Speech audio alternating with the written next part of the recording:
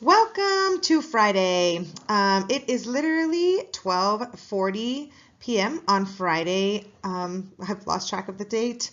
I think it's the 16th of February, but in the grand scheme of things, we had yet another very busy week. And I feel like at this particular moment in time, it's crunch time. And as we get ready to head into next week and the third week of February, it's that time of year where, especially as an IR campus this year, I can tell you that it is crunch time.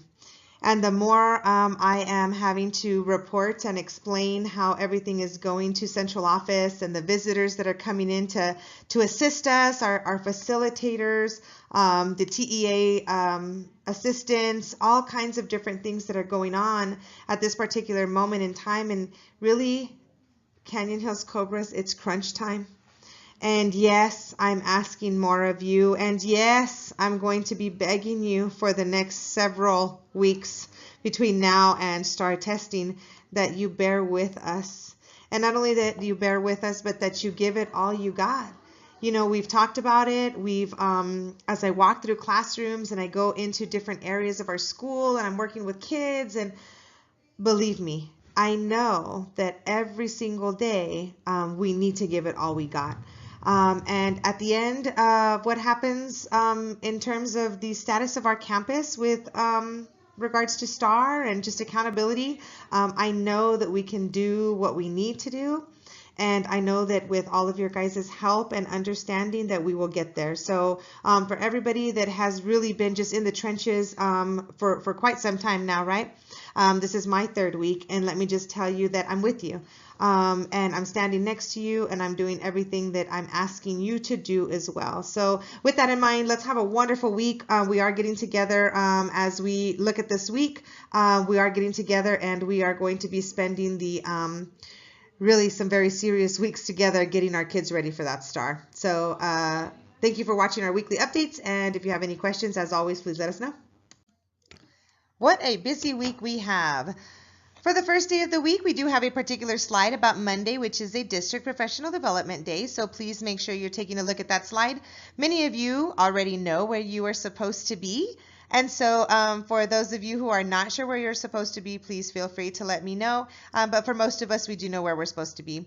On Tuesday, February the 20th, please make sure you have your grades submitted. The window will close at 8:30. We are asking that your grades are posted and ready by 8 a.m. so that way we can run some last minute checks. Just a reminder though with those that we do need comments entered, as this particular progress reporting period is a parent-teacher conference night, and it is no better a time than to give some positive feedback for the students in your class, as well as some areas for focused improvement.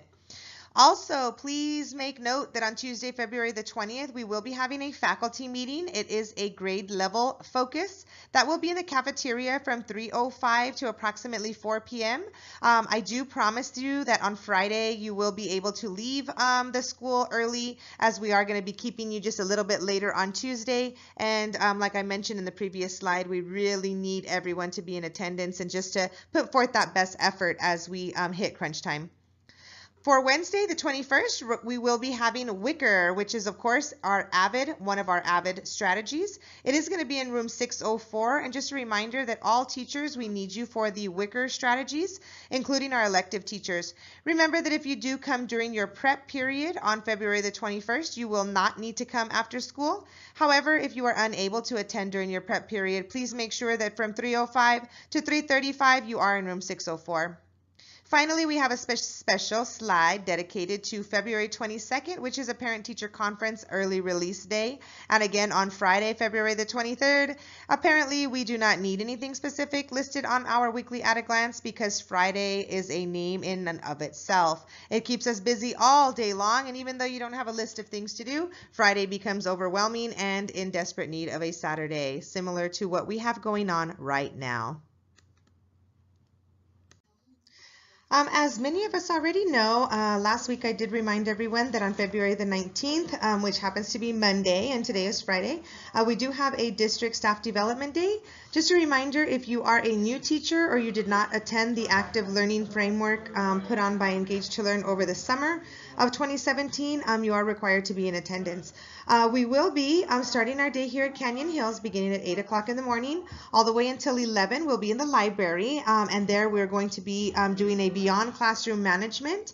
And so even if you did not need to attend the Staff Development Day because you went to Engage to Learn, just remember that you are always welcome here on our campus. You're always welcome to come in to get ahead on some things that you might need to do. Our campus will be open on Monday from 8 o'clock until 4 o'clock in the afternoon. So if you do need to come in and want to come in, great. And if you are required to come in, I can't wait to see you there.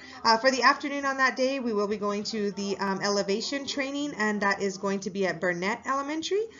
This one will actually be held, of course, in the afternoon from 12:30 to 3:30.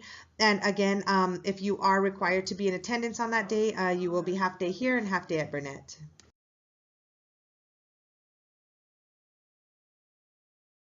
No. Oh, hello, teachers. Just going over a little bit of the parent-teacher conference at day activities. And of course, we're on an event schedule, so students will be released at 11:50. I was told that the report cards for the first period teachers will be available at 11, or you can come up and pick them up at 11:50. But here's some things that you need to know for that day. First off, let's start off with the morning. With the Irvin High School counselors will be here from 8 to 11, pre-registering the students that are going to be attending Irvin. They'll be in the cafeteria, so you will have some students that will probably leave your class in the mornings. As parents walk in for the parent-teacher conferences, though, they're going to be directed to go to the library to complete the school climate survey. They must complete the survey in order to get a progress report from their first period teacher. They will also be getting a free dress ticket for their children from the library.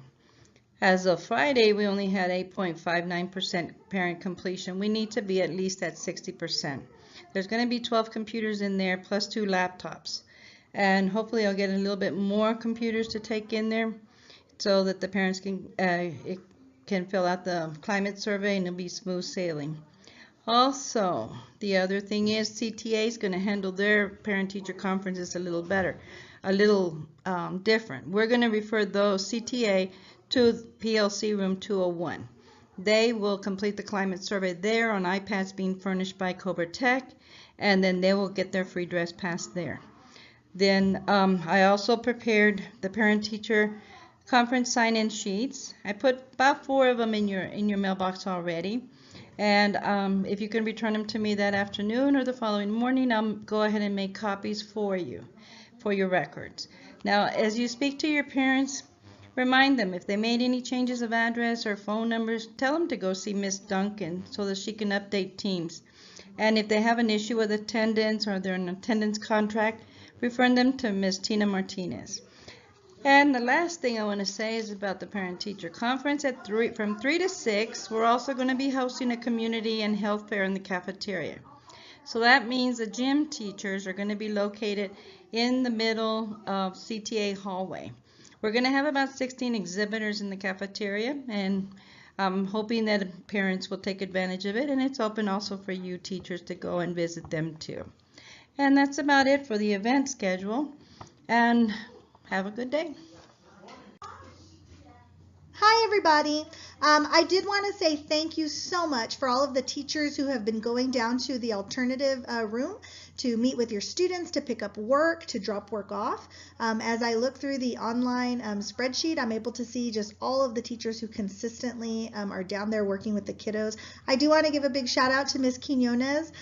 Miss Quinones is like clockwork every single time she's in there. I even had some of the students comment to me like, oh, we can't slack off for the 8th graders who have her. We can't slack off with the math because they can hear like her footsteps as she's coming down the hallway, and she's always got work for them. So that's a very special shout out. I do want to say thank you to all of the teachers who have been openly communicating and sending emails to the admin team to get some support and assistance with specific students. We are working as hard as we can to meet with the students one-on-one, to connect them with the counselors, to do home visits as needed, all of those things. Right now the 6th graders are in a rebellion, okay? And so we are actively working in the 6th grade right now.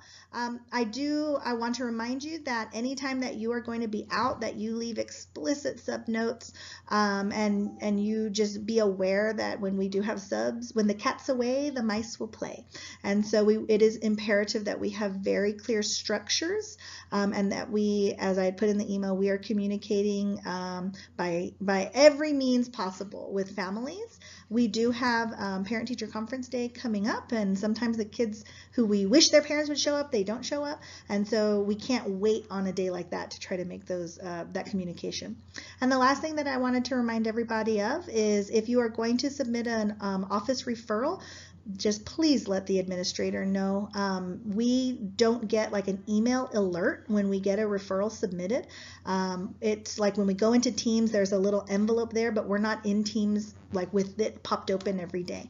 And so it's really critical for us to be able to act quickly for you if you keep us in the loop all along the way. Sometimes the feedback you get is, what sort of interventions have you done? How have you contacted parents? And so in order to avoid the back and forth emailing, if you can put that and give it to us on the front end. But that is our campus procedure, that if you are going to write a student a referral, that you are expected to communicate via face-to-face or in an email with the administrator. That way we can serve you in a timely manner. As always, if you need support, if you have questions, if you need some assistance for students, please communicate with us. I do want to remind you that you are the adult in the room. You need to be territorial. It's your space. Own your space. Sometimes the students will, I don't know if the term buck up, right? Come in a more aggressive or brave way if they are feeling or getting the perception that there's the space to do that. And so if you cannot command your space, the students will challenge you for that command. So I encourage you to coordinate with other teachers. If you feel that you need some assistance in that area, observe other teachers, practice in the mirror what your stern voice sounds like, and use it. And definitely use it in the hallways during transitions. Students need to see and hear the authority coming from the teacher. That is not a replacement for an engaging, active lesson, but it also needs to be visible and audible for the students, okay? That doesn't mean scream at them, that means command your space. Thank you.